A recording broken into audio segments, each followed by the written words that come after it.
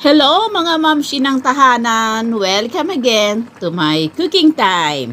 I'm Grace Sulweta, Cooking, Travel, and Tour. Ang inyong manay, may panibago na naman tayo ngayon lulutuin. Yung isdang tanggigi na pig-fry ko ay isasahog natin sa ginataan na gabi or laing. Laing pala, natong kasi sa amin sa Bicol.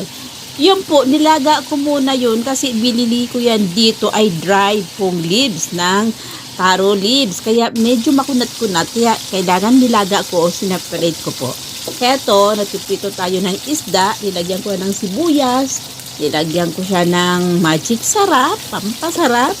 At lalagyan natin ng bagoong dahil iyon ang nakakapasarap sa ating ginataan na laing. Kaya na, hinahalo-halo na ng inyong manay at nilagay muna natin yung pangalawang gata. Ayan na po, nilagay ko na ulit. Ito pong nilaga ko pong dry pong taro leaves or laing po. Kasi makunat pag hindi po nilaga. Matagal siguro 4 na oras ko yan nilaga. Ayan, sorry, hindi ko naputol ang video, hindi ko na ipakita ang paglagay ko ng pangalawang gata. Yan yun ang pampalapot na gata. Yung unang gata natin, yan po yun. Yan ang huli naman na nilalagay.